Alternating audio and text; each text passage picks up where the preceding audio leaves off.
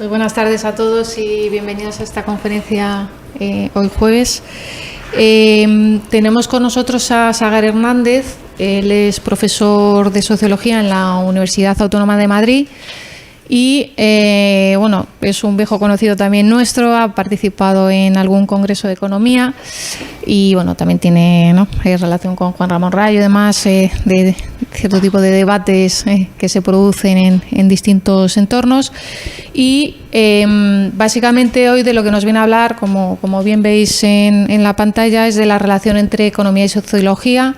Como digo, él es sociólogo, pero también es ha hecho el máster en Economía de la Escuela Austríaca con Jesús Huerta de Soto y viene a conectar y a relacionar ambas disciplinas. Así que nada, muchísimas gracias por aceptar la invitación y adelante ya, a partir de ahora el turno es tuyo. Gracias. Muy bien. Vale, pues como ha comentado Raquel, el título de esta ponencia es la relación entre economía y sociología a través de sus respectivos objetos de estudio. Desde luego es la aproximación para vincular estas dos ciencias, puede ser otras, yo he elegido el objeto de estudio y desde luego soy perfectamente consciente de que el objeto de estudio es un resultado de un proceso histórico y muchos autores, tanto dentro de la sociología como dentro de la economía, pueden disentir de mi aproximación, en tanto que consideran que los objetos de estudio respectivos de estas dos ciencias son distintas. No obstante, esta es mi aproximación, por supuesto abierta siempre a la crítica.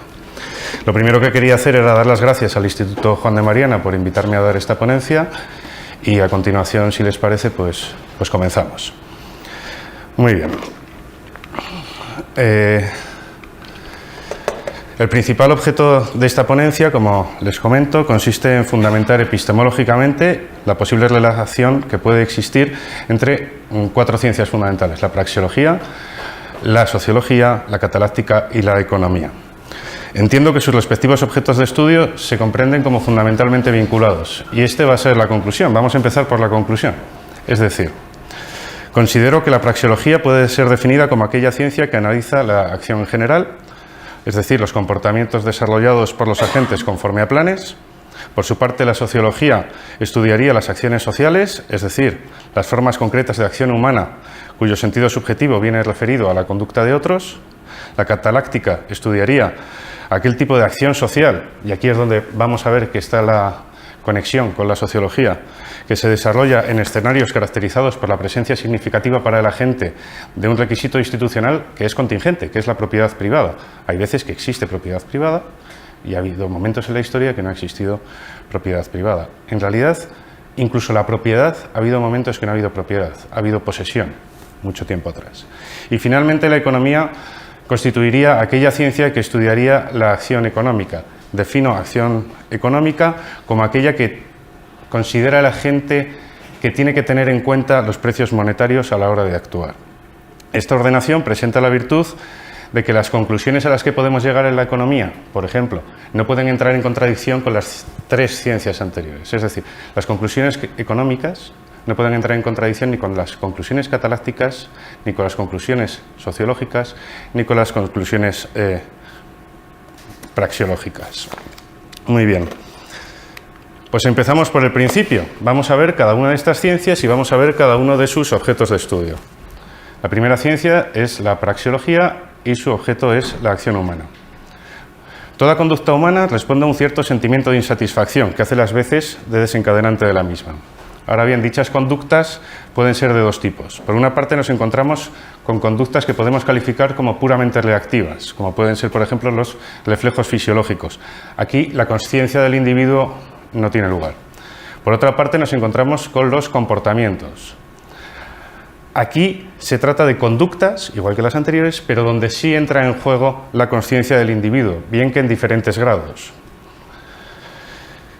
Es precisamente por la presencia de esta consciencia por la que el propio agente puede otorgar un sentido subjetivo a esa conducta. Las podemos calificar, por tanto, de conductas no puramente reactivas. Bien, el objeto de estudio de la praxeología, como comentábamos antes, es la acción humana. Para referirnos legítimamente a una acción, dicho comportamiento, porque es una forma de comportamiento, debe incorporar un plan. Esta incorporación del plan es la que dota a la acción de su componente racional atendiendo a fines, por seguir una terminología al uso dentro de la sociología, por ejemplo, que viene de Max Weber. Así, el concepto de plan, en tanto que elemento constitutivo de la acción, puede ser comprendido, por ejemplo, como el diseño coherente detrás de la acción en el que los diversos fines que valora el agente y los diversos medios que considera útiles para lograr esos fines se encuentran entrelazados. Hasta aquí hemos atendido a las categorías relativas al componente racional atendiendo a fines en la acción propiamente dicha. Pero acción y acto son dos cuestiones distintas. La acción es la acción en marcha y el acto es la acción ya concluida. Dentro de las categorías del acto nos encontramos con otros tres principios fundamentales. Habida cuenta de que indefectiblemente la gente al actuar de una determinada manera opta por no hacerlo de otras muchas maneras, podemos definir el coste, y esta es la categoría fundamental de los actos, como el valor que la gente imputa ex post, es decir, después, por eso es de los actos, al fin alternativo más valorado al que ha tenido que renunciar para emprender un determinado curso de acción. De este concepto de coste podemos extraer otros dos conceptos, el de pérdida y el de beneficio. El de pérdida alude a aquel escenario en el que, según el agente, y una vez concluida la acción, el coste en el que ha incurrido ha superado el valor del fin obtenido. Mientras que el beneficio, por oposición, puede ser comprendido como la diferencia positiva entre el valor que la gente imputa, otra vez, ex post, después, al fin obtenido respecto al coste en el que considera que ha incurrido. Ahora bien, el análisis de la acción no comprende necesariamente solo el concepto de acción racional atendiendo a fines. Además, tenemos que atender al conocimiento del que dispone el agente a la hora de actuar o una vez ya ha actuado. Así, lo primero que debemos poner de manifiesto, en cuanto nos referimos al conocimiento del que dispone el agente, es que es conocimiento situado. Es decir, con esta afirmación nos limitamos a constatar que el hombre no está en el mundo como un guisante en una vaina, es decir, separable y desmontable sin alteración. Su ser en el mundo, el ser en el mundo de la gente, es un momento constitutivo de su ser como tal. Ahora bien, dado que el conocimiento del que dispone el agente resulta constitutivamente situado, como acabamos de comentar, dicho agente se ve en la necesidad de definir esa situación en la que va a actuar, o esa situación en la que ha actuado. ¿De acuerdo? Vale. Así entiende el mundo como una esfera de objetos intencionales de su experiencia. Pero esta esfera de objetos intencionales no se presenta como una masa informe no categorizada. Siempre que actuamos con el mundo, bien sea una actuación como ejecución, es decir, mediante movimientos corporales, o bien sea pensar ciertas cuestiones sobre el mundo, que también es una forma de acción, nos obliga necesariamente a atender a dos hechos característicos. Por una parte, que el conocimiento del que dispone el agente, del que disponemos todos nosotros, es práctico. Por otra parte, que el conocimiento del que disponemos es necesariamente limitado, pero además introduce tres categorías nuevas. Por una parte, el componente tradicional de la acción. Seguimos en este caso también con la definición weberiana. El concepto de orden, que trabaja, por ejemplo, Hayek, y una cierta noción de tiempo. Una noción de tiempo que, como estamos viendo, es necesariamente tiempo interno, tiempo subjetivo. Muy bien. Vamos a ver estos tres elementos.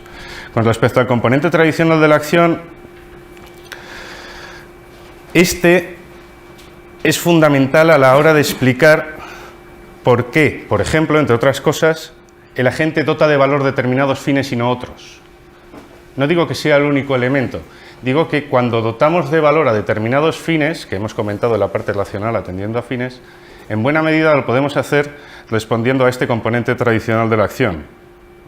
Pero es que cuando dotamos de utilidad a los medios también, consideramos que una cosa es más o menos útil, entre otras cosas, porque hay una tradición de utilizar unas ciertas herramientas, unos ciertos instrumentos. Vale. Segundo concepto, el orden. Podemos definirlo, parafraseando y separándonos parcialmente de Hayek, como un dispositivo hermenéutico del que se vale la gente de una manera no necesariamente consciente a la hora de desarrollar acciones, como decimos, orientadas a lograr ciertos fines. De esta manera podemos afirmar que este dispositivo hermenéutico en el que se constituye el orden, se constituye como un medio. Como un medio. El orden es un medio. cuya utilidad subjetiva para la gente, si es que éste es consciente de ella, deriva de su capacidad para extraer, a partir del conocimiento parcial de la relación existente entre varios elementos de un grupo, expectativas más o menos válidas sobre el futuro comportamiento de otras unidades de ese conjunto. Ahora bien, en relación con el componente tradicional y con el concepto de orden, no debemos perder de vista que necesariamente cada vez que pensamos, utilizamos una lengua, si queréis, el componente hermenéutico, por decirlo de alguna manera. Y esto también es fundamental que lo introduzcamos cuando analizamos el conocimiento del que dispone un agente a la hora de actuar. La tercera categoría a la que nos vamos a referir es la de tiempo. Como les comentaba previamente, no debemos pensar en el tiempo como una cuestión externa, es el tiempo subjetivo, el tiempo del agente, el tiempo que el propio agente está sintiendo según ha actuado o después de actuar, ¿de acuerdo? Tal y como es subjetivamente sentido y experimentado por el actor dentro del contexto de cada acción. Pero como hemos señalado previamente, de esta condición situada del conocimiento del que dispone el agente, también podemos concluir su conocimiento de práctico y delimitado. Diremos que es práctico en tanto que los individuos aprenden solo de la experiencia y además solo de su propia experiencia. Y es limitado. Ningún agente puede acceder a todos los contextos real o potencialmente existentes. No obstante, no hemos de olvidar que es precisamente este carácter limitado del conocimiento del que dispone el agente el que dota a este agente de la capacidad de ser creativo, es decir, de desarrollar un pensamiento creativo, de recombinar, si se quiere, determinados medios o incluso de descubrir o crear nuevos fines. Muy bien. Con esto concluimos la parte de lo que hemos denominado acción, con sus dos componentes, acción racional atendiendo a fines y conocimiento del que dispone el agente. Pues bien, ahora comenzamos con la parte de la acción social. Como decimos, la acción social lo he definido como el objeto de estudio de la sociología. Lo primero que debemos aclarar es que no toda clase de acción, incluso de acción externa en el mundo, es social. No todas las acciones son sociales. Pongamos un ejemplo. Queremos saber si está lloviendo. Tenemos al menos dos opciones. Podemos mirar hacia arriba y mirar a las nubes a ver si está lloviendo. O podemos mirar hacia abajo a ver si la gente lleva paraguas. Cuando miras hacia abajo a ver si la gente lleva paraguas, eso es acción social. Y es acción social porque definimos la acción social como aquella donde el sentido mentado por su sujeto o sujetos está referido a la conducta de otros, orientándose por esta en su desarrollo. Es decir, cuando yo miro hacia abajo, oriento si cojo el paraguas o no cojo el paraguas, atendiendo a la conducta de aquellos que están pasando por debajo. La acción social se articula sobre dos postulados que se mantienen incuestionables, porque si no, no habría acción social. Primero, hay otros, es decir, hay otros agentes. Hay lo que podemos llamar alter egos. Son alter, otros, en tanto que son distintos de mí. En el mundo hay muchas cosas y considero que de entre ese conjunto de cosas, unas son otros que son distintos de mí porque su sistema de relevancias es distinto del mío, pero al mismo tiempo proyecto en ellos un ego, por eso lo llamamos alter egos. Si bien es cierto que su sistema de relevancias es distinto, también les atribuyo la capacidad, al menos potencial, de acción. Es decir, ellos también pueden actuar de una manera que podemos considerar a efectos prácticos similar a la mía. Y el segundo postulado sería la tesis general de reciprocidad de perspectivas. Por una parte, presupongo que si yo cambio mi puesto ahora mismo como ponente, por ejemplo, por el suyo como oyente, en principio la definición que hacemos de esta situación no tiene por qué ser sustancialmente distinta, aunque desde luego siempre es distinta atendiendo al lugar en el que nos encontramos cada uno, pero a efectos prácticos es suficientemente válida. Y por otro, el sistema de congruencia de significatividades, es decir, mi sistema de significatividades y el tuyo, como decimos, pueden ser distintos, pero al menos son relativamente compatibles. De estos dos postulados fundamentales que se mantienen como incuestionados,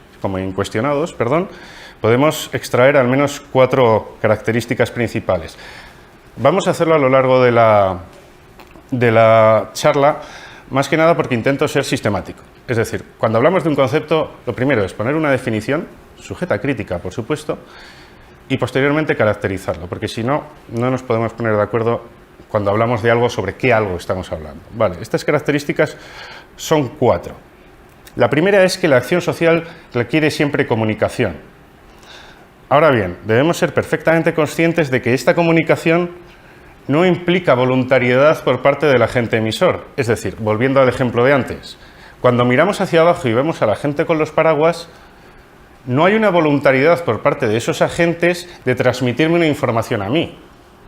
Luego, en la acción social, aunque sí que implica comunicación, porque es un acto comunicativo el hecho de mirar hacia abajo y ver que llevan paraguas, no implica necesariamente intencionalidad por parte de aquellos que emiten esa información, por llamarlo de alguna manera, en términos clásicos. En segundo lugar, nos encontramos con que toda comunicación necesariamente se basa en actos en el mundo externo. Es decir, hemos dicho antes, podemos pensar, y eso es una acción interna, o podemos actuar, y eso es una acción externa, por llamarlo de alguna manera. Muy bien, pues toda comunicación necesariamente se basa en actos en el mundo externo. Bien, pues si toda comunicación se basa en actos del mundo externo, necesariamente la acción social debe basarse también, porque implica comunicación, en actos del mundo externo. Actos del mundo externo que puede ser perfectamente quedarte quieto, ¿eh? Si eso es un acto voluntario, es perfectamente comunicable. Supongamos, por ejemplo, que estás en un crucero y alguien se cae y tú, presuntamente, puedes cogerle la mano para salvarle sin arriesgar tu vida. Y no lo haces y alguien lo ve. Eso es una acción, y es una acción social. ¿De acuerdo? De hecho, es una acción social con consecuencias. En tercer lugar, la acción social siempre supone la incorporación dentro de la categoría de medios de la gente, como hemos visto antes en la caracterización que hemos hecho de la acción de estos agentes, de procesos de tipificación relativos tanto al comportamiento de otros como al mío mismo, como al del propio agente. Cuando realizamos una acción social, no solo atendemos a la conducta de otros, sino que al ponernos en esa situación, al definir esa situación, nuestro propio comportamiento también lo modificamos. Y en cuarto lugar, y último, la acción social puede implicar un cambio sustantivo del componente tradicional de la acción al que hemos hecho antes referencia. ¿En qué sentido? En el sentido de que, al saber que existen ciertas reglas sociales, puedo desarrollar un comportamiento estratégico para valerme de esas reglas sociales para lograr mis fines, cuestión que en el ámbito de la acción estrictamente no es necesario. Y ya hemos dicho que no toda acción es acción social. Vale, dentro de la acción social, que es la categoría grande que estudia la sociología, hay un tipo determinado de conducta que podemos denominar relación social. Muy bien, ¿qué es la relación social? Esta supone una conducta plural de varios, no de un agregado, de varios agentes individuales que por el sentido que encierra, es decir, el sentido que encierra esa relación social, se presenta como recíprocamente referida, y ese es el elemento fundamental. Se orienta por esa reciprocidad. Así como hemos dicho que la acción social no implica necesariamente voluntariedad, como en el ejemplo de los paraguas, aquí sí. Al basarse necesariamente en la reciprocidad, necesariamente esa reciprocidad tiene que ser voluntaria. Antes hemos puesto el ejemplo del paraguas, ahora podemos poner el ejemplo de una conversación. Una conversación que podemos tener dos agentes. Necesariamente tienes mi motivo para, no quiero ponerme muy técnico, mi motivo para, de alguna manera, efectos prácticos, tiene que ser tu motivo por qué y viceversa. Cuando yo te digo algo, espero que tú me respondas con algo que, de alguna manera, pueda tener que ver con lo que yo estoy diciendo, nunca del todo, por supuesto. Es decir, el elemento constitutivo de la relación social, como forma específica de acción dentro de la acción social, implica reciprocidad. Características que se derivan de este carácter constitutivo. La primera y fundamental, solo puede darse entre contemporáneos.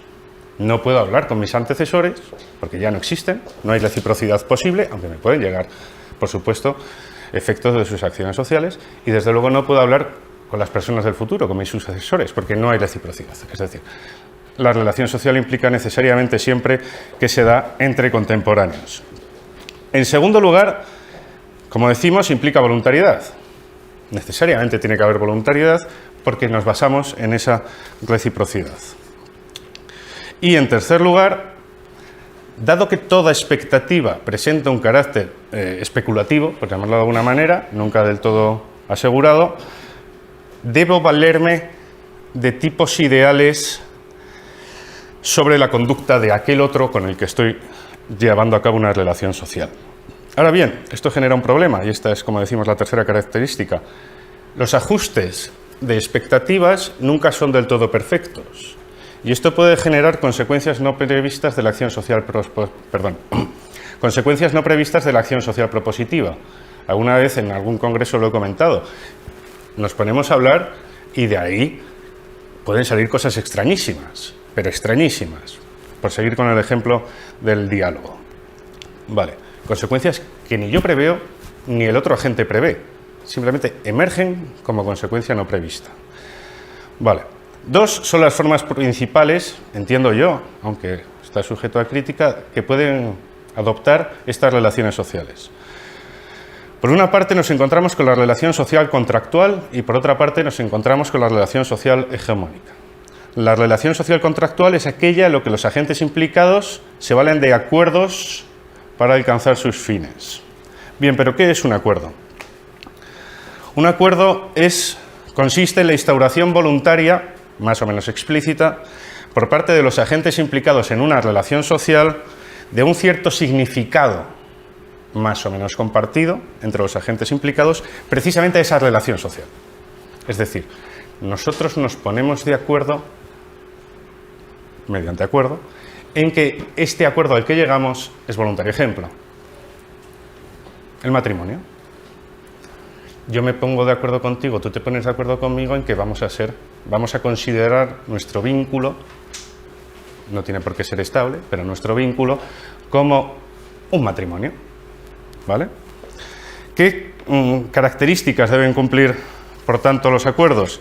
En primer lugar, no lo he dicho al principio, lo digo ahora, esta perspectiva se basa en dos presupuestos metodológicos, hay otros. Primero, individualismo metodológico, entiendo que en la medida de lo posible, creo que se puede, y subjetivismo metodológico. ¿Vale? Si os fijáis, son las dos partes de la acción. La acción relacional atendiendo a fines es una forma de individualismo metodológico y la parte del conocimiento del que dispone el agente es subjetivismo metodológico. Bien, primera característica de los acuerdos. Los agentes implicados tienen que ser personas físicas, aunque pueden actuar en representación de otros agentes o de colectivos de agentes. Con respecto a los colectivos, veremos más adelante la relevancia de este concepto. Teniendo siempre en cuenta que la definición de qué es un agente, incluso de qué es una persona individual, ha cambiado a lo largo de la historia. ¿Vale? En segundo lugar, cuando decimos que estos acuerdos se adoptan libremente por las partes, nos referimos a la ausencia de coacción, entendida esta coacción como violencia física, estrictamente, al menos en tres aspectos. Son libres de, por una parte, celebrar o no ese acuerdo. Segunda parte, son libres de elegir a las contrapartes que entran en ese acuerdo. Y tercer elemento, deben ser libres de proponer y negociar el sentido que se da a ese acuerdo. ¿De acuerdo? Tercer lugar, los acuerdos suponen la instauración de un sentido a la relación social, pero como adelantábamos antes, dicha instauración de sentido puede ser definitiva o no. No tiene por qué ser necesariamente definitiva para siempre. Y en cuarto lugar, los agentes implicados deben considerar subjetivamente beneficioso para ellos el establecimiento de ese acuerdo. Las dos, supongamos que son dos partes, pueden ser varias, las dos partes deben considerar necesariamente beneficioso para cada una de ellas el establecimiento de ese acuerdo. En quinto lugar, se debe reconocer la legitimidad para establecer acuerdos. Yo no puedo establecer acuerdos con alguien a quien considero no legítimo. No puedo establecer acuerdos con un caballo. Hoy. ¿Vale? Hoy. Si alguno de estos 5 características no se da, no puede llevarse a cabo el acuerdo. Estamos en relaciones como, por ejemplo, bienes de producción o bienes de intercambio. Los bienes de producción solo pueden ser tales bienes de producción cuando hay propiedad. Cuando hay posesión, no, porque te quedas sin ellos en cualquier momento. Pero el intercambio es lo mismo. Si no hay propiedad, no hay intercambio. ¿Qué voy a intercambiar? Intercambiamos derechos de propiedad, ¿vale? En un escenario de posesión no puedes intercambiar derechos de posesión porque no los tienes, ¿vale? Ahora bien, debemos tener muy claro que el derecho de propiedad, como cualquier institución, presenta un carácter evolutivo. El hecho de afirmar que el derecho de propiedad presenta un carácter evolutivo, que parece una obviedad, implica necesariamente al menos dos modificaciones. Atender a dos esferas. Por una parte, el contenido. ¿Cuál es el contenido del derecho de propiedad? Pues bien, el contenido del derecho de propiedad ha ido variando a lo largo de la historia. Había cosas que se consideraban susceptibles de ser englobadas dentro de ese derecho de propiedad que ahora no lo son, y viceversa. Pensemos, por ejemplo,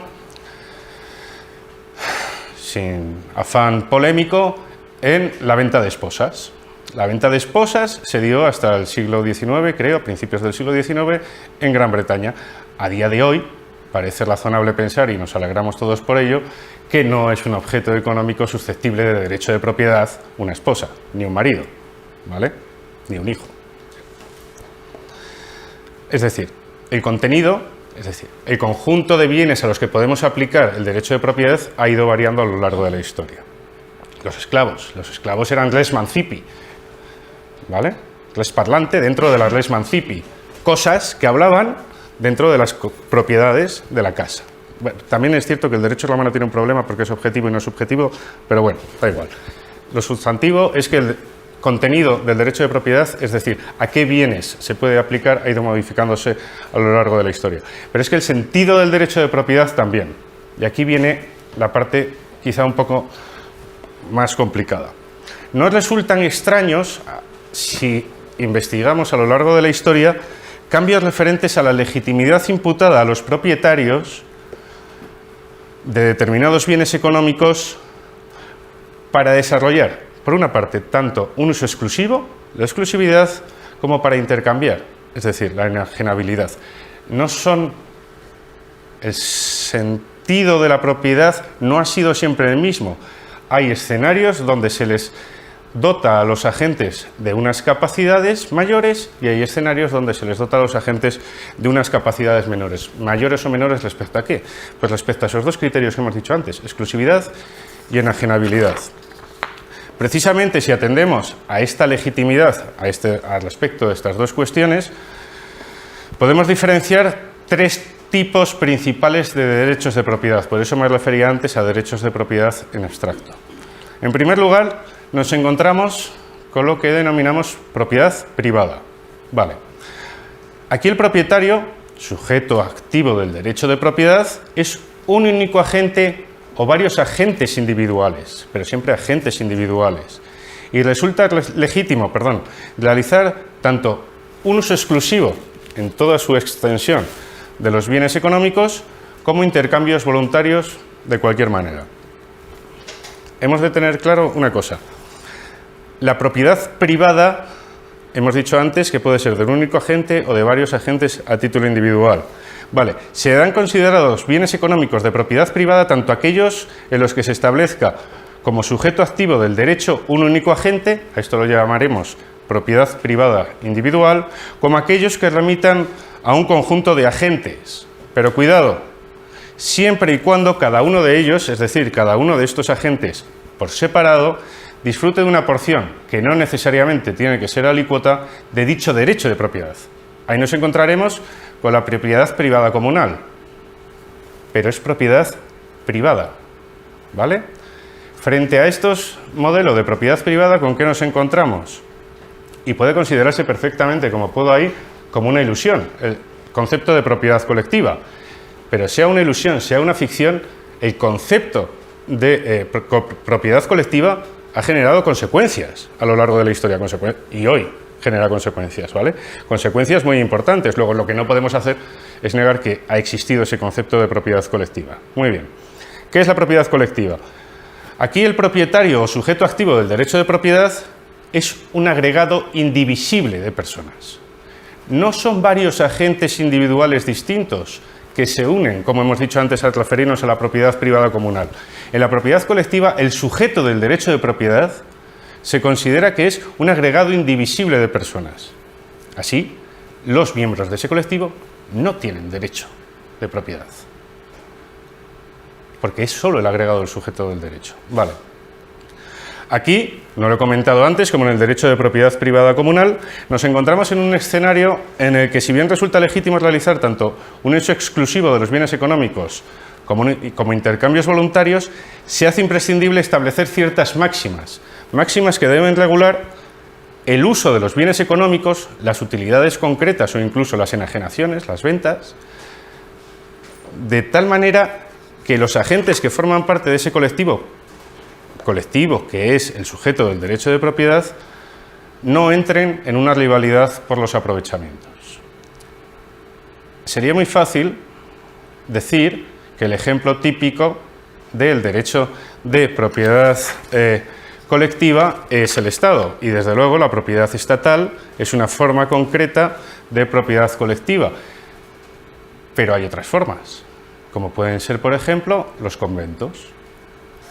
Cuando un novicio entra a un convento, no es propietario de los bienes que tiene ese convento. Y cuando se va, si es que se va, no adquiere ningún derecho sobre la propiedad de los bienes que estaban ahí. ¿Por qué? Porque los bienes que están en ese convento son propiedad del convento. Es decir, de esa ficción, si lo queremos llamar así, que es un agregado de personas indivisible, y esta es la diferencia fundamental con respecto al otro tipo de propiedad privada. En este sentido, debemos tener presente que la propiedad estatal es solo una forma concreta de propiedad colectiva. Ahora bien, una forma concreta que presenta características muy particulares.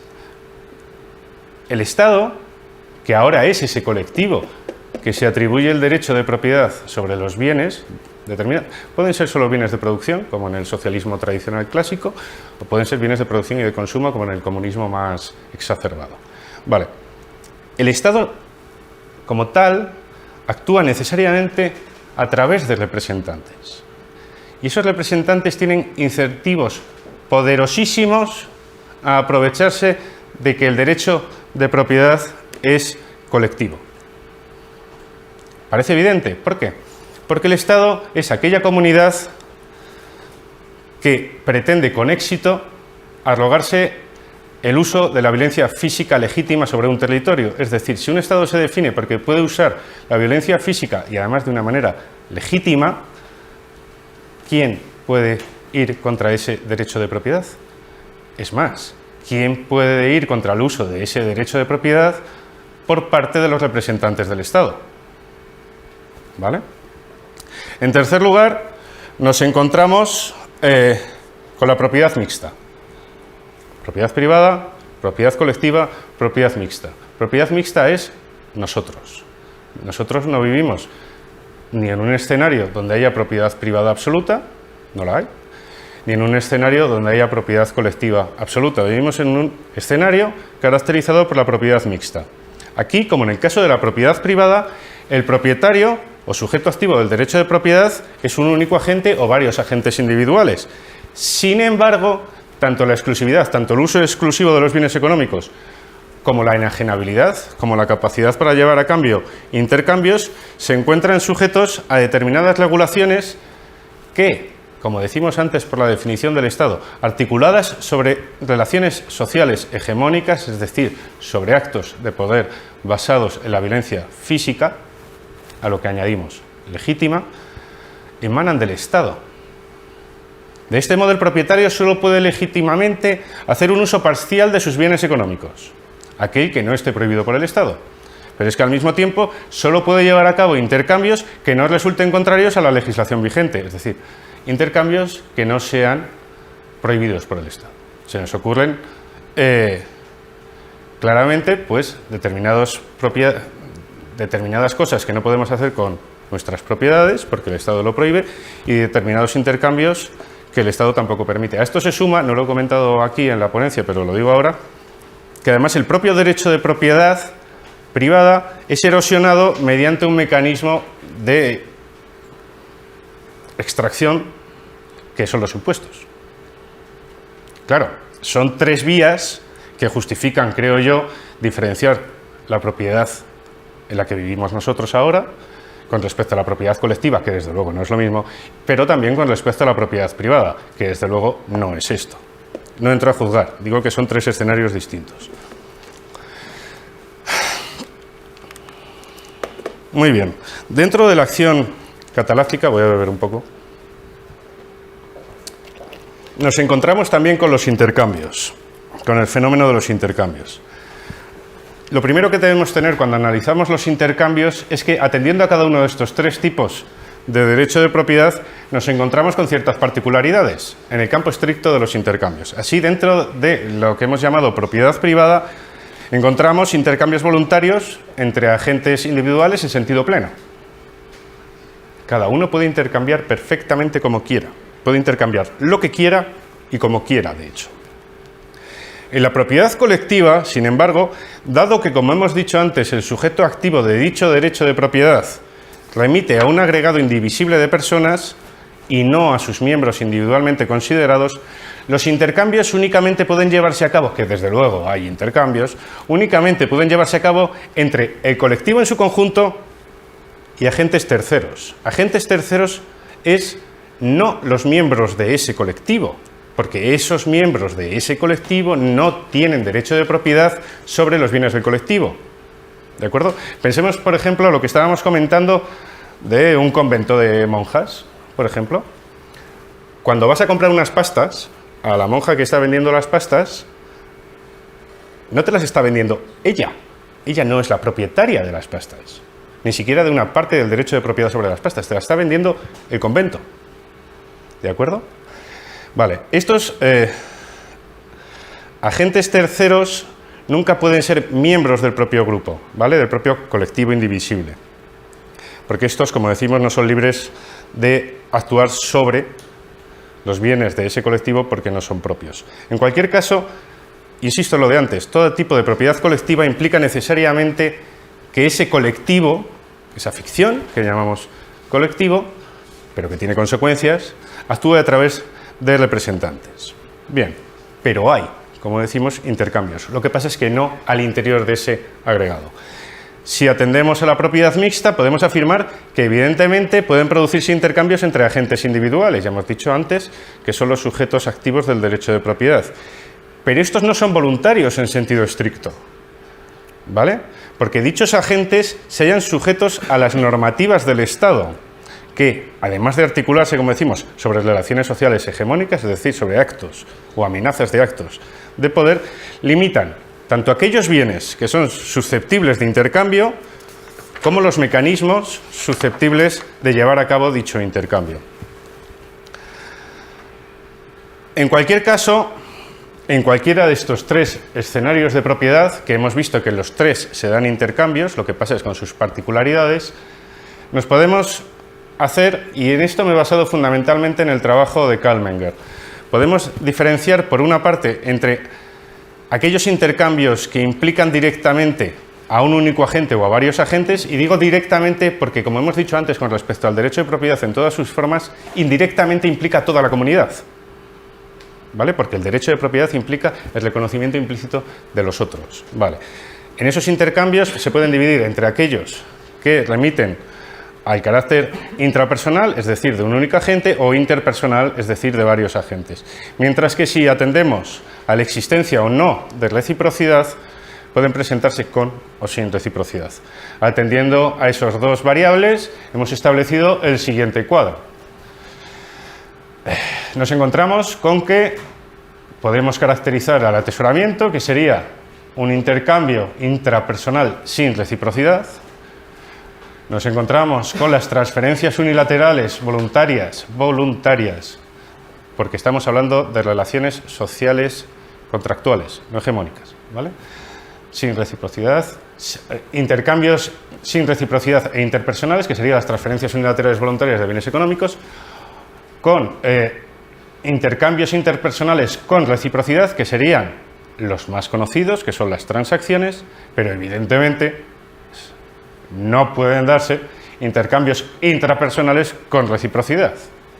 No, a ver, no podría darse, salvo que la disyunción del yo del sujeto fuera francamente complicada, ¿vale? Hay que estar muy esquizofrénico para poder considerar que puede haber intercambios intrapersonales con reciprocidad, porque la reciprocidad es de otra gente, ¿vale? Bien. Primera categoría, el atesoramiento. Adelanto. El atesoramiento no es ahorro, ¿vale? Aquí todavía no hay dinero. Esto es acción cataláctica, aquí propiedad. Vale. ¿Qué dice Menger? Que ya les he comentado que es sobre el que me baso en este punto fundamental.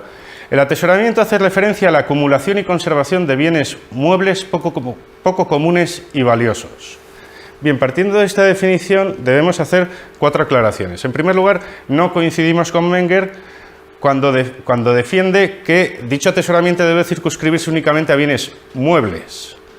Puede ser también bienes inmuebles. Ahora bien, tiene que darse la circunstancia de que el dueño pueda retener su propiedad, por ejemplo, en ausencia. ¿Hay atesoramiento de casas? Por decirlo de alguna manera. Puede haberlo. No es una estupidez, en principio.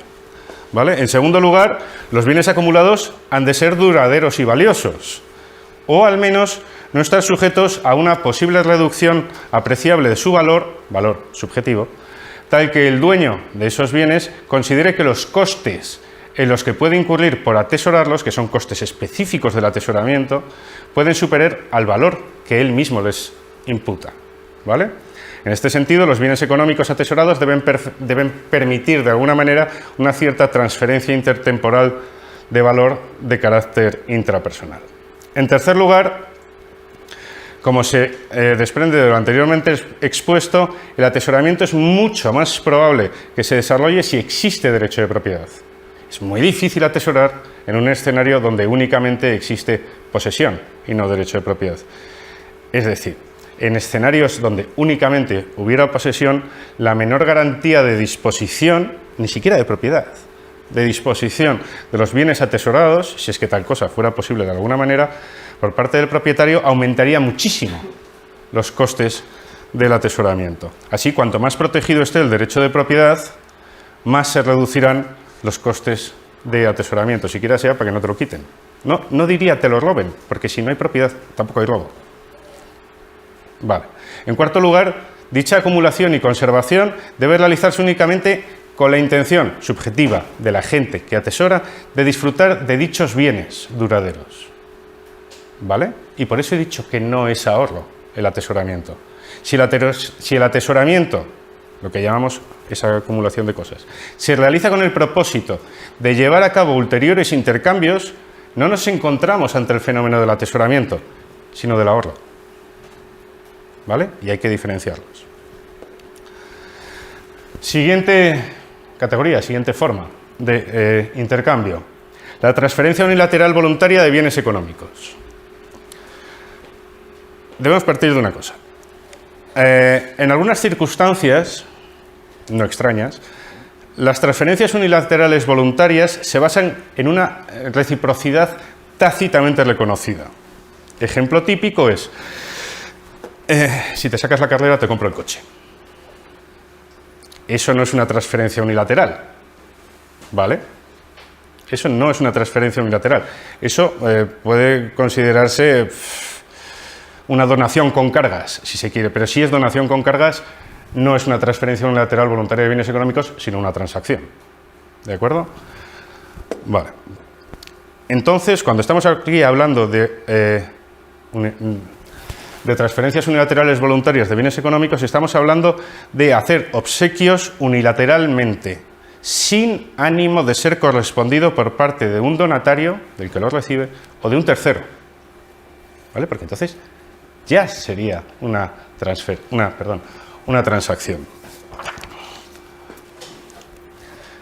El último, que puede ser, por supuesto, quiero decir que estas transferencias unilaterales voluntarias de bienes económicos también se hallan sujetas a costes específicos. Igual que hay, como se suele decir ahora, costes de transacción, y están perfectamente estudiados en gran medida gracias a determinada escuela de pensamiento económico actual, hay otros tipos de costes que no son de transacción, pero que sí son costes de intercambio, ¿vale? Como podría ser los costes del atesoramiento, al que ya nos hemos referido, y los costes de la transferencia. Tienes que saber a quién se lo das. siquiera esos costes solo impliquen cierta recepción de conocimiento sobre a quién le das esa transferencia y el tiempo que te lleva, eso ya es un coste, ¿vale? Coste que no tiene por qué ser estrictamente monetario, como hemos visto al principio cuando hemos analizado la acción. Bien, nos centramos en la última forma de los intercambios, que son las transacciones. ¿Cómo definimos las transacciones? Y quiero que se acuerden de la definición que hemos hecho previamente de los acuerdos. Una transacción puede ser comprendida como un tipo de acuerdo que remite, esto nos va a sonar, a la instauración voluntaria más o menos explícita por parte de los agentes implicados en una relación social de un cierto significado más o menos específico a, y aquí viene su especificidad, un intercambio interpersonal. Es un acuerdo, pero es un acuerdo, toda transacción es un acuerdo, pero es un acuerdo específico porque remite a intercambios interpersonales que necesariamente tienen que hacer referencia al derecho de propiedad sobre determinados bienes económicos concretos, ¿vale? De esta manera podemos afirmar que toda transacción genera necesariamente una obligación, ¿vale? Si analizamos las transacciones, podemos fijarnos, por ejemplo, en los fines del agente en tanto que tomador. Así pueden ser transacciones directas o indirectas. Serán transacciones directas cuando éste pretende obtener el derecho de propiedad sobre determinados bienes económicos concretos para alcanzar inmediatamente sus fines. Esos son bienes de consumo, ¿vale? Y serán indirectas cuando hace ese intercambio para o bien llevar a cabo posteriormente otros intercambios, que serían bienes de intercambio, o insertarlo en lo que podemos denominar cadena teleológica, ¿vale? No vamos a entrar aquí, salvo que me lo pregunten a posteriori, es decir, en una serie de mecanismos, medios fines, medios fines, medios fines, y ahí lo podemos llamar, si tiene fines de producción, bienes de producción. Así, y esto es importante, una mercancía podemos definirla como una cualidad contingente que imputa a los agentes a los bienes económicos sujetos a derechos de propiedad y que remite a la pretensión de su propietario de destinarlos al intercambio interpersonal. Por otro lado, si atendemos al tiempo en el que se intercambian estos derechos de propiedad, tenemos la transacción spot, por ejemplo, que es directa, es en el momento, los derechos de propiedad se traspasan en el momento de tal manera que no dan lugar posteriormente a obligaciones que no están agotadas en ese momento, y el préstamo, que remite a aquella relación social contractual que alude al intercambio de derechos de propiedad de bienes económicos presentes sobre intercambio de derechos de propiedad sobre bienes económicos futuros. Y por tanto, en el momento en que se produce este préstamo, la parte tomadora no extingue su obligación hasta determinado plazo de tiempo. ¿Hasta aquí lo seguimos más o menos bien? Intento ser todo lo sistemático posible. Vamos ya con el final. Hemos dicho que es la relación, esta conferencia, a través de sus respectivos objetos de estudio, entre economía y sociología. Vale. Hemos definido la economía como aquella que estudia la acción económica. Pues bien, la acción económica es aquel tipo de acción cataláctica, porque necesariamente cuando hay dinero hay derecho de propiedad en cualquiera de sus tres formas, que se desarrolla en presencia significativa para la gente de precios monetarios. Hay precios no monetarios, no digo yo que no los haya, pero esos son en la esfera cataláctica, por llamarlo de alguna manera. Pero dichos precios monetarios únicamente son significativos para la gente en tanto que este agente los enmarca dentro del cálculo económico. Si no, no son relevantes para nada los precios monetarios. Esto es importante, porque uno de los elementos donde me parece a mí pueden existir conflictos entre los sociólogos o los economistas es considerar que los sociólogos pueden llegar a considerar, algunos sociólogos pueden llegar a considerar que los economistas solo hablan de un homo economicus cuya única finalidad es la maximización del beneficio. Y esto no es cierto. Esto no es cierto. Cuando hablamos de acción económica, estamos hablando que el precio sea significativo, ¿vale? Pero no estamos hablando de que es un tipo de acción determinada por el fin que persigue. Lo que define la acción económica no es que la gente pretende maximizar su beneficio monetario, sino que tiene en cuenta los precios monetarios, ¿vale? Como señala Mises, la economía no afirma que el individuo económico actúe como si el mayor beneficio monetario fuera la única guía principal de su conducta. Es más, nadie ha negado, al menos entre los economistas, esta afirmación segunda ya es más discutible, que los hombres aspiran a otras cosas aparte de ingresos más altos y precios más bajos. Segunda virtud de esta definición de la acción económica como objeto de estudio de la economía. Abre la puerta a realizar análisis de fenómenos sociales mucho más complejos, que puede ser simplemente las transacciones. Si entendemos que el objeto de estudio de la economía es la acción económica y la definimos así, los estudios económicos pueden dar cuenta, por ejemplo, y esto también lo dice Mises, del hecho de que con frecuencia se evita una ganancia económica o se soportan gastos económicos para alcanzar fines políticos o de otro tipo, generalmente denominados no económicos. Como señala Mises, ya digo, este tipo de escenario no solo no se niega, sino que incluso se subraya.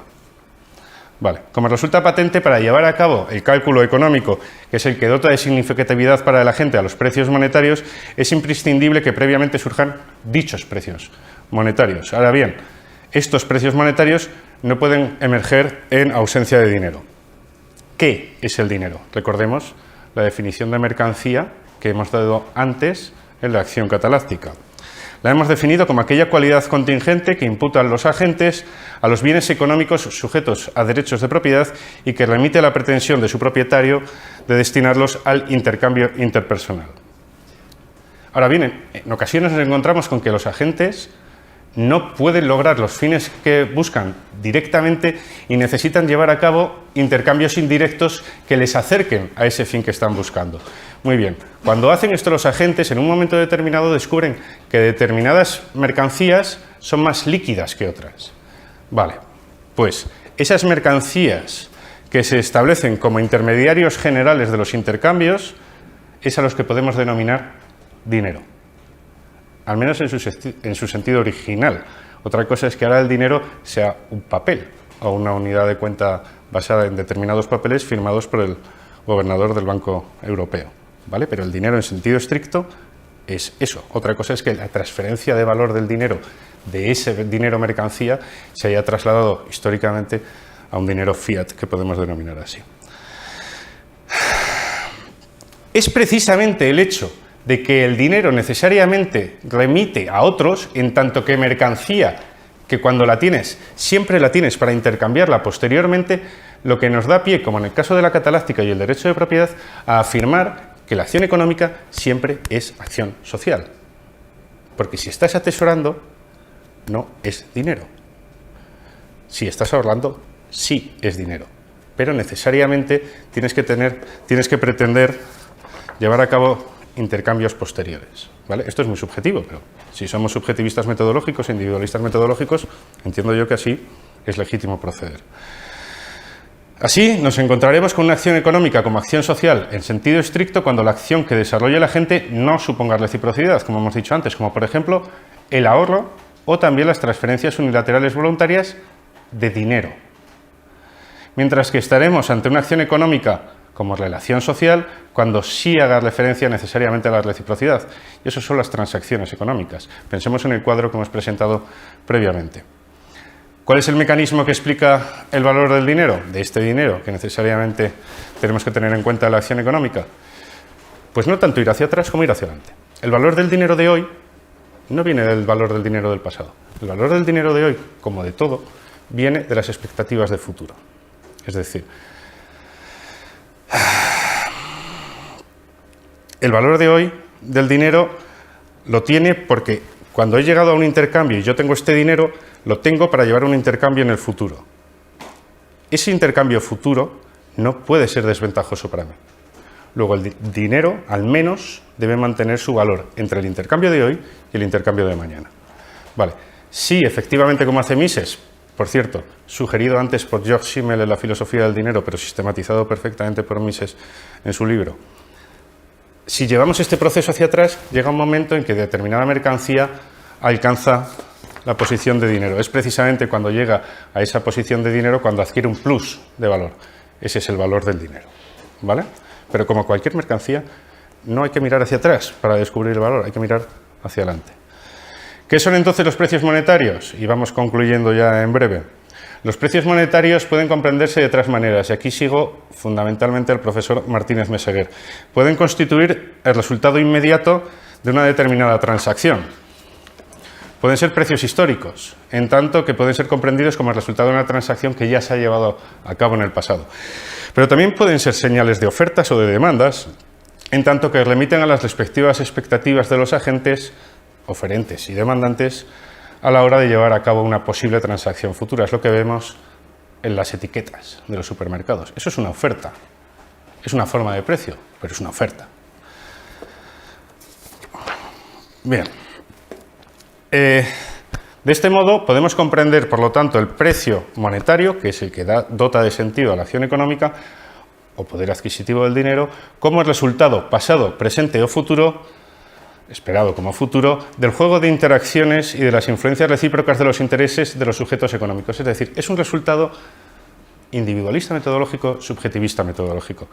Así podemos concluir que el hecho de que el dinero pueda establecerse como unidad de cuenta es el que le dota de la posibilidad de llevar a cabo el cálculo económico y con esto hace posible la acción económica. Como vemos, ¿cuál es la relación, por lo tanto, que podemos establecer entre la economía y la sociología en atención a sus respectivos objetos de estudio? Digo que la aproximación pueden ser otras. Aquí me he centrado específicamente en los objetos de estudio. Pues bien, por una parte, el hecho de que la propiedad, en cualquiera de sus tres formas, remite necesariamente a la acción social, y el dinero implica propiedad. Pero por otra parte, el dinero, propiamente dicho, también implica acción social en tanto que lo entendemos como intercambio, como mercancía intercambiable generalmente aceptado. Es generalmente aceptado porque das por supuesto la acción de otros. En este sentido podemos concluir, y esto sí que puede ser un poco polémico, pero es el final y vamos a hacerlo un poco polémico, que tanto la cataláctica como la economía pueden comprenderse como disciplinas sociológicas, del mismo modo que la sociología, a su vez, no es otra cosa que una rama concreta de la praxeología. Por mí, muchas gracias por su atención y por mi parte ya he terminado.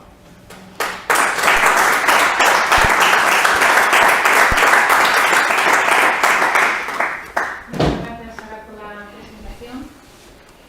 Abrimos turno de preguntas. No sé, ¿alguien se anima a hacer alguna intervención? Por aquí. Gracias por la conferencia.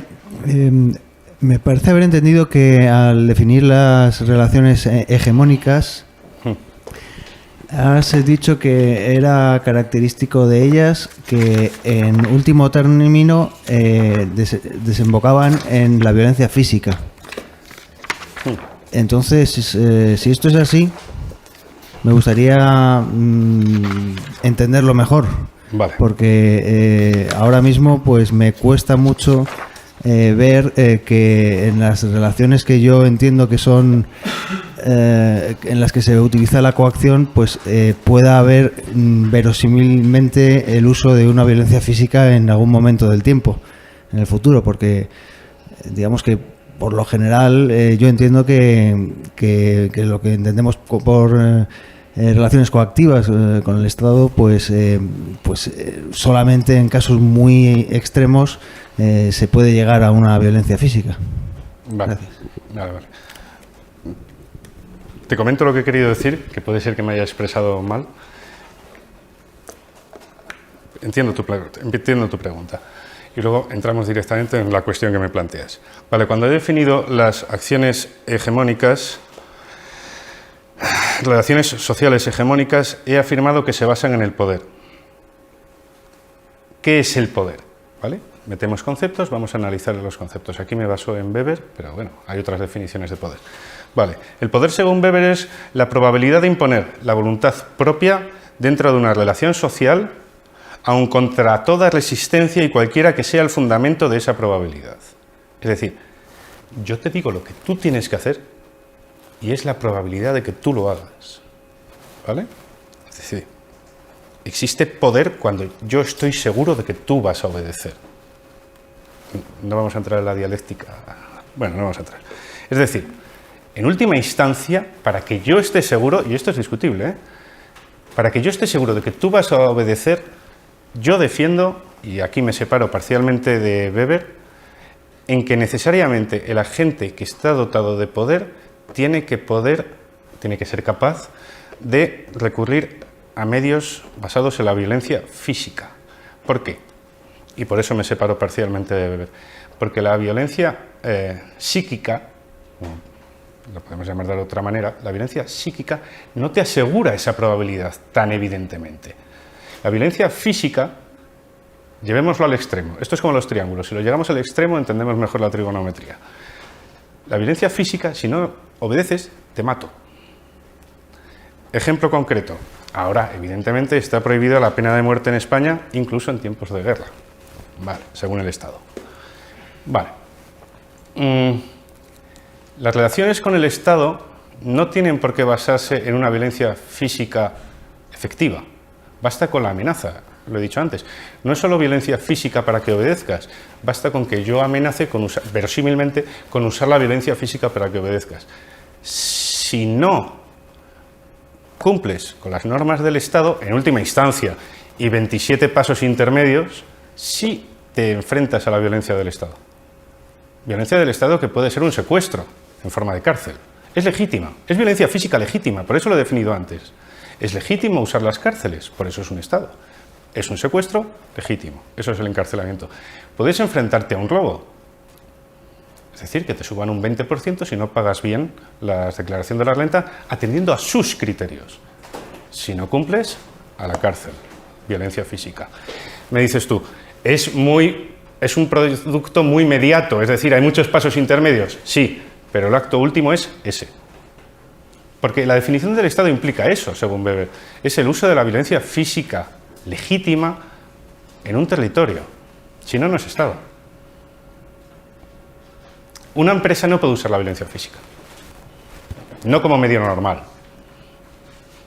Y el uso de violencia física, sea legítima o no, yo creo que diferencia mucho lo que son las relaciones sociales hegemónicas, es el elemento fundamental, como bien has sabido ver, de lo que son los acuerdos. En un acuerdo no puede haber violencia física o no puede haber amenaza de violencia física, porque entonces no es un acuerdo. Lo hemos puesto en una de las categorías. Me dices, son categorías que te has montado tú para que cuadre. Bueno, intento que sea sistemático. Mi aproximación, no sé si atreverme a decir que es analítica, pero al menos pretende ser ordenadita, sistemática. ¿Vale? Sí, me dices, hay campos intermedios donde no sabemos si son relaciones sociales hegemónicas o relaciones sociales contractuales. Bien, lo puedo aceptar. Pero en el caso específico, no toda violencia física, desde luego, viene del Estado, pero en el caso específico del Estado, en última instancia, sí. Pueden ser 27 pasos intermedios, ¿eh? Es que he tenido esta discusión en alguna ocasión y es que no lo acabo de ver, porque efectivamente si tú, pues en el caso de los impuestos, si tú dejas de ingresar una cantidad de más de 120.000 euros, pues efectivamente puedes llegar a dar con tus huesos en la cárcel.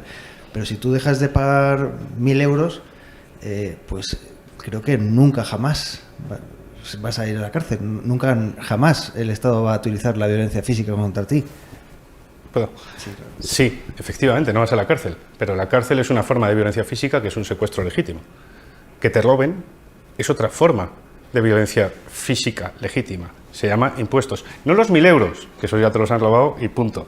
Son los 200 de diferencia que considera legítimo el Estado que te puede extraer de tus rentas. No entro a juzgar, pero eso ya es violencia física, porque si no das 1.000, no das 1.200.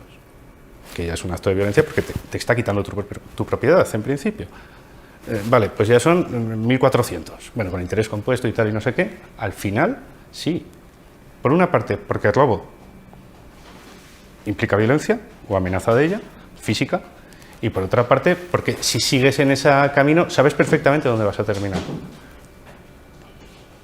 A ver, no hago juicio. A ver, en la medida de lo posible, todos hacemos juicios de valor en cualquier ciencia, pero en la medida de lo posible he intentado no hacer juicios en la exposición. Es decir, está el tipo ideal de relaciones sociales contractuales y está el tipo ideal de relaciones sociales hegemónicas. Coincido contigo en que hay determinadas formas intermedias que yo no sabría dónde poner.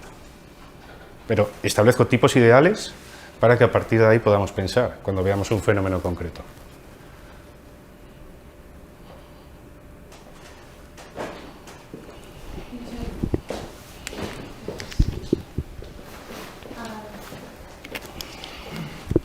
Buenas noches. Buenas noches. Cuando hablabas de transacciones interpersonales sin reciprocidad, sí, te limitabas a bienes económicos. No sé si esto, habría que definir o repetir la definición de bien económico para ver si esto supone alguna limitación en la clase de transacciones a las que nos vamos a referir. Eso es una cosa. Y la segunda es sin reciprocidad. Una de las cosas que se suele discutir, esto por ejemplo, pues yo creo que la mayoría lo escuchamos con Ayn Rand, es que el altruismo no es tal cosa porque yo puedo hacer una donación, pues o bien porque me gusta que me den las gracias o porque me gusta que haya una visión social de mí, como que soy buena persona, etcétera. Entonces, ¿cómo se explica esto si son transacciones sin reciprocidad? Vale. Lo he comentado al principio de las transacciones sin reciprocidad. No tienes que esperar que alguien te dé las gracias, pero que tampoco que te vean bien los demás. Entonces eso es una transacción. No. Eso es, la transferencia unilateral implica por definición que no. O sea, tú dejas el dinero en la puerta del monasterio y que nadie sepa quién ha sido. Tiene que ser porque tú te sientes bien. Solo. Si esperas, si vas a una cena de gala para recaudar fondos y quieres que todos vean cuánto dinero das, eso es una transacción. Si dejas el dinero en el monasterio y no te ven y no quieres que te vean, eso no es una transacción, es una transferencia unilateral voluntaria de bienes económicos. Me dices, eso es imposible. Digo, no es imposible. Se puede dar. Se puede dar. Lo que pasa es que todos los casos que conocemos, por definición, son donde no se da. ¿Vale? Bueno, incluso en el caso en el que no se sepa, no se haga público que se ha producido la donación, cierto modo, cierta reciprocidad hay. Es decir, yo igual si no hago la donación, igual después tengo remordimientos y lo hago para evitármelos. Pero los remordimientos son estrictamente personales, no es acción social. O sea, es acción. El hecho de darlo es acción social. Lo que no es, porque hay propiedad, lo que no es relación social, porque no hay reciprocidad. Yo no te estoy diciendo que sea un acto, has comentado tú Ayn Rand, no te estoy diciendo que sea altruismo puro y duro en el sentido más estricto de la palabra. Dudo que eso exista. En ese sentido estoy de acuerdo con Derrida, o sea, eso no tengo muy claro que exista. Si lo haces es porque tú te sientes bien, pero si lo haces solo porque tú te sientes bien, eso es una cosa distinta. Eso es transferencia unilateral voluntaria de bienes económicos, pero no es transacción. Si solo lo haces porque tú te sientes bien.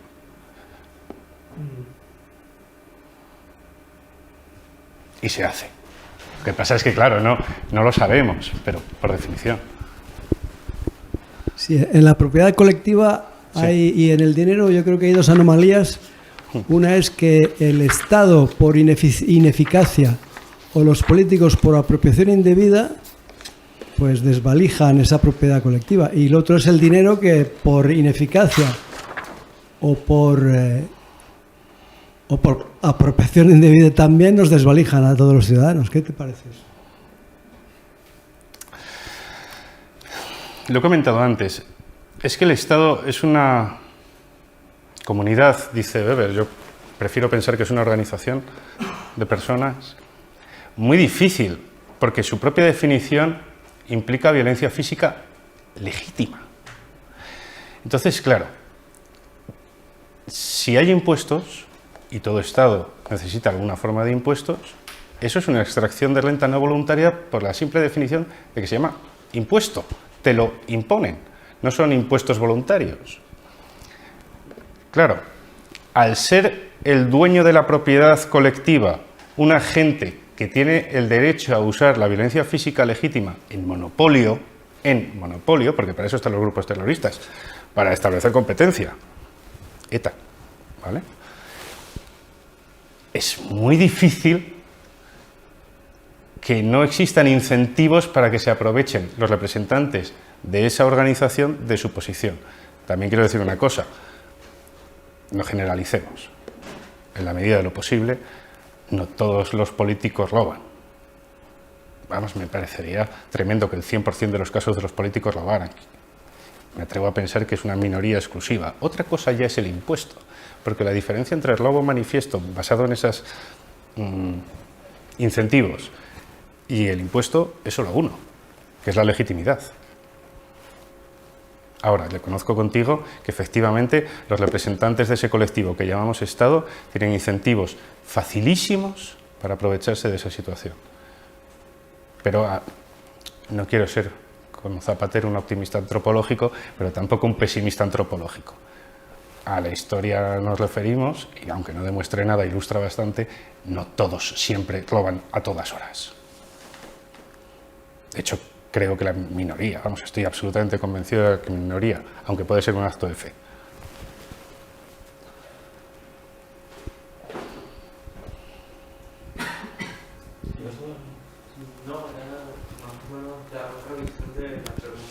Sí, sí, sí.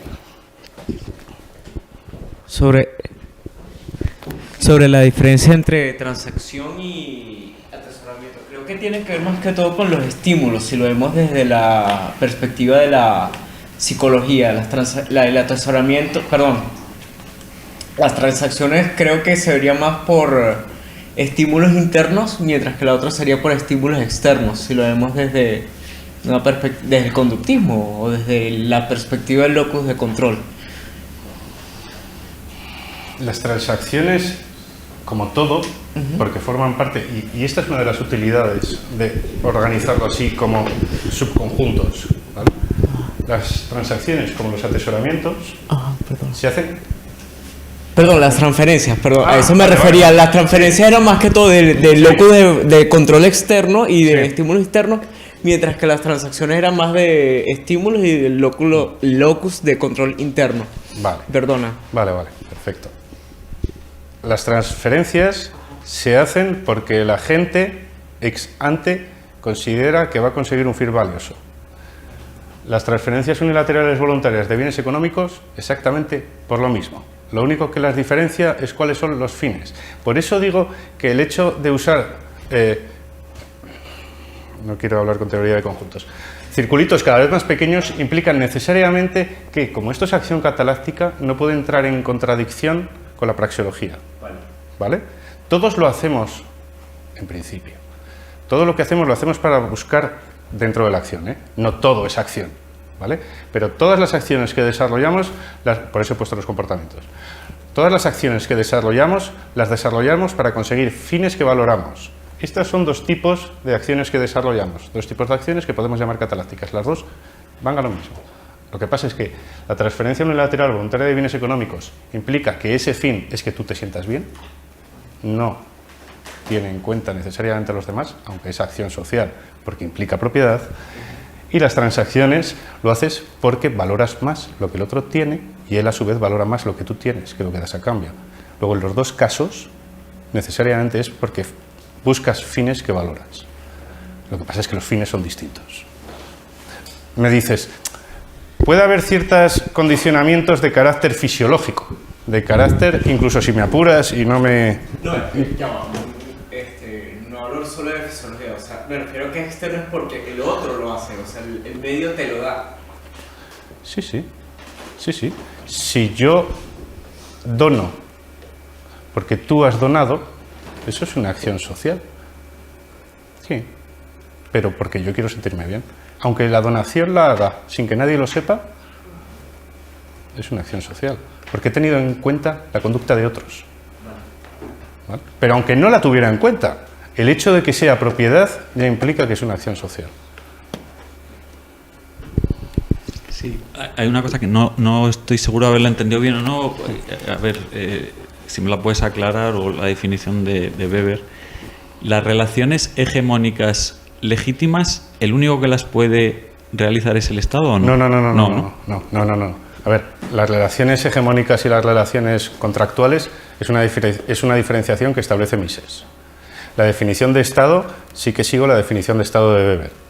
La definición de Estado de Weber, página 1054, Fondo de Cultura Económico, es aquella comunidad que pretende con éxito establecer el monopolio de la violencia física legítima dentro de un territorio. Hace referencia a la violencia física. ¿Pero solo la comunidad es la que tiene la violencia legítima en ese territorio o no? Esa es mi pregunta. Si lo hace con éxito, tiene que ser un monopolio. Si estamos ya le estás presuponiendo que es el único legitimado para ejercer la violencia. Es que es por definición. Si estás... Bueno, eso es un salto del poder político grande, porque los padres pueden corregir a los hijos, exista o no el Estado, eso es legítimo. Sí. O sea, el Estado legítimo llega es lo que se define como legítimo. Sí, A ver, exactamente. puedes aceptar legitimidades muy contradictorias. A ver, la cuestión es que efectivamente se imponga. Ejemplo, estados fallidos. Son fallidos porque no existe un monopolio de la violencia física legítima. Sí, si el Estado falló yo lo entiendo. Lo que quiero decir es, cuando surge el Estado y tiene una aspiración de soberanía, como que yo soy el que determina lo que es legítimo, es un salto cualitativo. Hasta entonces el poder político no era el único legitimado y de hecho podía realizar acciones que eran ilegítimas. Y probablemente la Iglesia definía si era o no legítimo la actuación del poder político, Sí. la familia había otros ámbitos de... Entonces ese es el punto, que las relaciones hegemónicas legítimas, el que sea monopólico el Estado ya es un salto Sí, a ver, muy grande. por citar clásicos. San Agustín de Hipona decía que los estados, no, y luego lo toma Rothbard y lo toman otros autores, no son más que bandas de ladrones que tienen una legitimidad. No lo sé. Claro, pero la No cuestión lo es sé, lo que sí- incluso esa lo que sí legitimidad quiero se le decir- puede dar otro poder. Quiero decir, antiguamente la Iglesia, que no era, digamos, un poder estatal, coronaba al rey y podía excomulgar. Vale, vamos le a- daba y le quitaba legitimidad. Ese es el ejercicio, y con lo que me he peleado yo, y lo he comentado en la exposición, ese es el ejercicio exacto que usa Weber. Es decir, existe violencia física y existe violencia psíquica. Claro, vamos a pensar en la historia. ¿Usaba la violencia la Iglesia Católica? Sí. Y la usaba de dos maneras. Por decisión propia y como, si lo quieres ver así, subcontrata del Estado. El Estado español, francés, si lo quieres llamar así, ¿vale? Anacrónicamente. ¿Era Estado? Bueno. ¿Tenía el monopolio? No. Era poder político. Estado es una cosa posterior. Es cuando ya Sí, se sí, roba sí. la soberanía. Por eso te digo. ¿Implica legitimidad? Tampoco. Claro, el límite de lo que es Estado y lo que no es Estado es un poco difuso. El uso de la violencia física legítima sobre un territorio es un mecanismo bueno para definir qué es un Estado. Pero no hay una línea que diferencia esto sí y esto no. Y quiero dejar esto bien claro. No toda relación hegemónica, es decir, basadas en violencia física, la ejerce el Estado.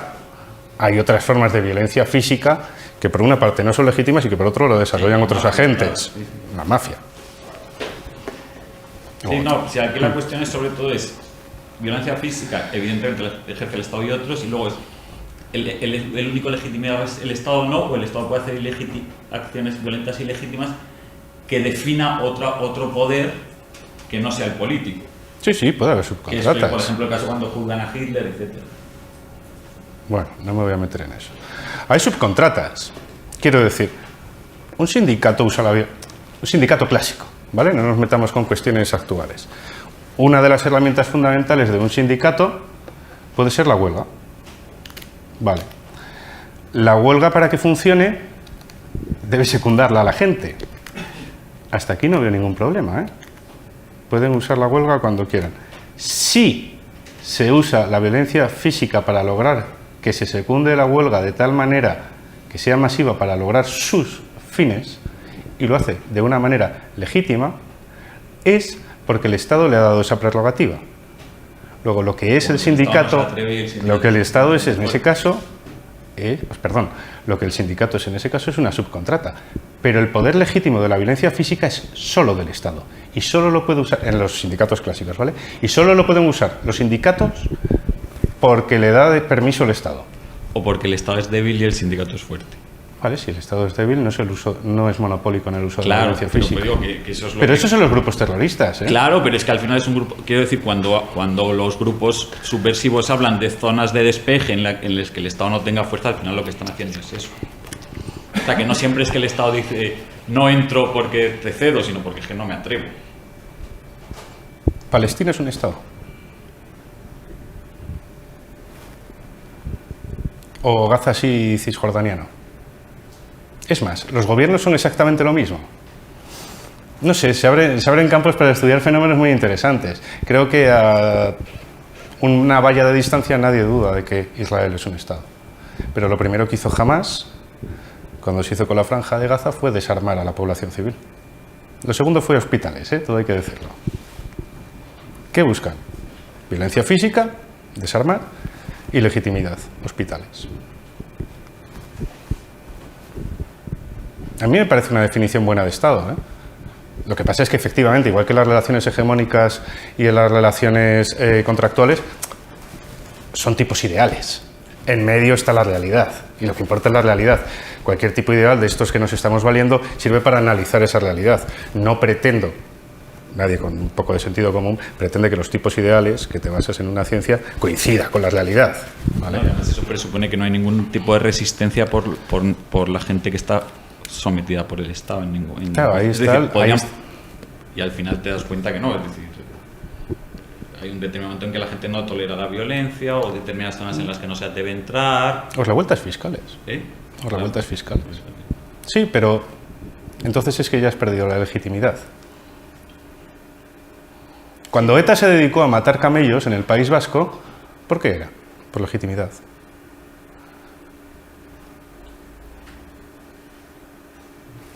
A ver, el Estado es lo que es, atendiendo a la definición de Weber. La cuestión es si logras, lo pone entre comillas, perdón, entre paréntesis, con éxito monopolizar esa violencia física legítima. España no ha existido siempre ni existirá siempre. Pues dependerá. Pero, por ejemplo, si la policía no se atreve a entrar en la barrera esa de las 2.000 familias, eso quiere decir que el Estado no existe. Sí existe, pero tiene una barrera que no puede entrar. Y pues, quiero decir que hay nichos o hay... Eso quiere decir que ahí no hay Estado. Por eso quiero decir. Sí, sí. Hay un problema de territorio. No hay Estado hasta ahí. Hay un problema de territorio. Lo pone en la definición Weber. Claro, sí, Claro. pero que digo que... O sea, que el modelo de Weber es un modelo ideal, Sí, sí, pero sí. que igual que no se atreve a entrar ahí para detener a los que trafican con drogas, otro Estado a lo mejor no se atreve a imponer tal medida porque va a tener una revuelta.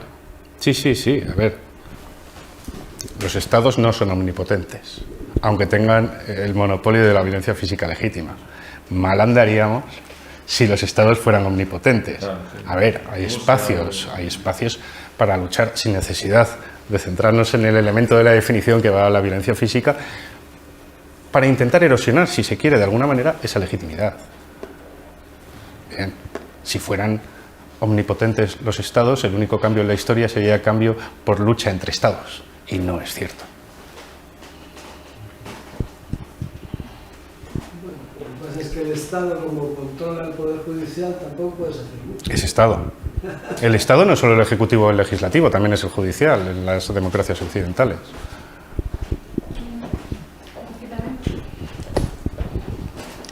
Por internet nos pregunta Nandolorian que qué opinas sobre la gente que intenta dividir el valor de un bien entre utilidad y valor especulativo.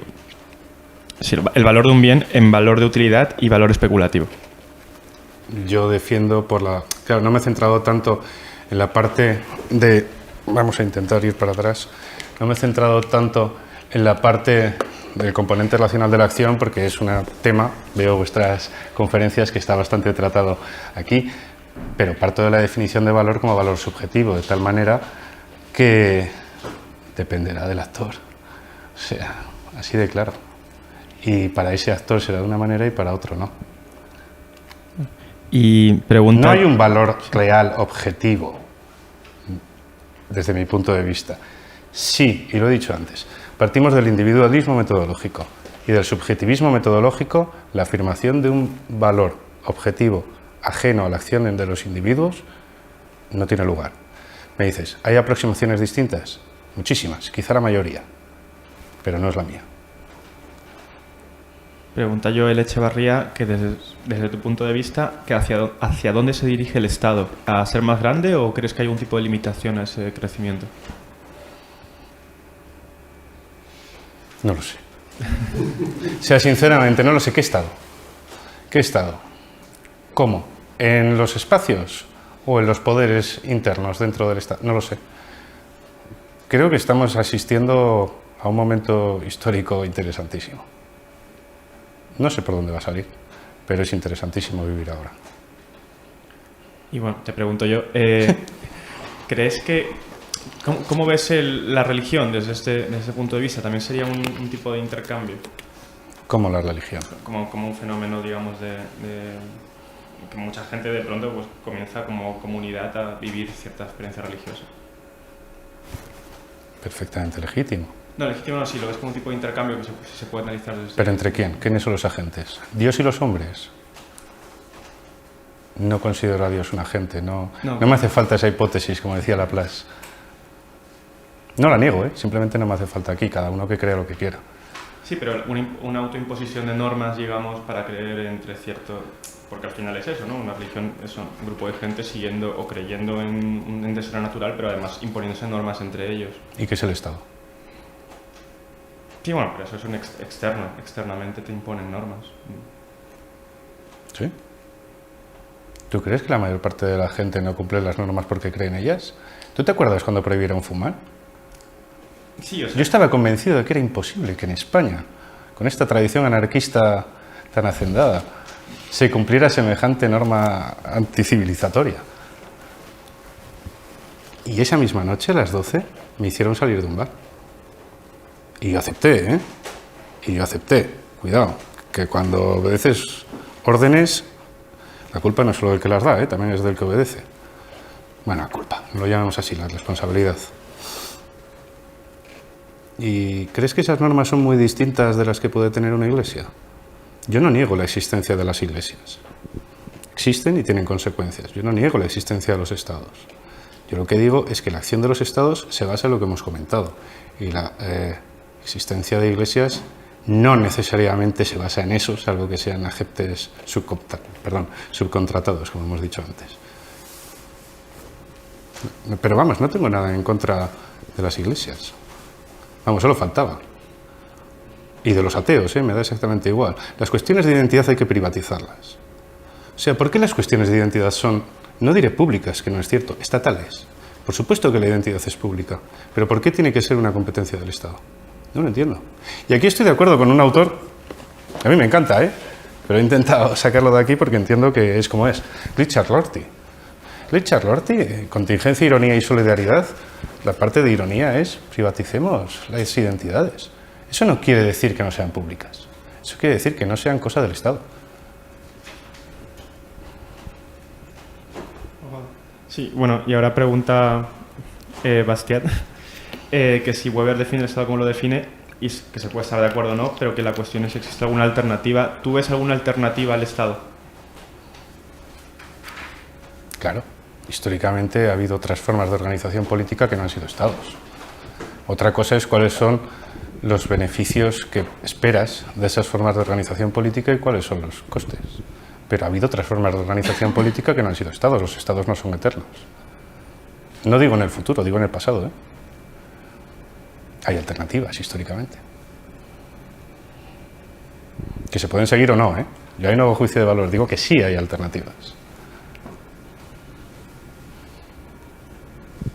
Muy bien, no sé si queda alguna pregunta pendiente por aquí. Entonces damos por concluida la conferencia de hoy. Muchas gracias, Sagar, por haber estado con nosotros. Gracias a vosotros. Un placer.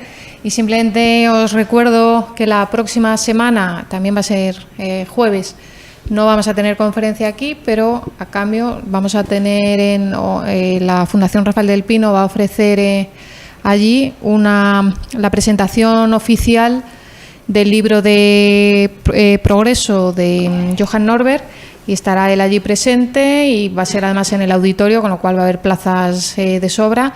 Para ello simplemente tenéis que confirmar con la Fundación que queréis asistir, aquellos que así lo deseéis, y consultarlo para confirmarlo mejor, pero creo que es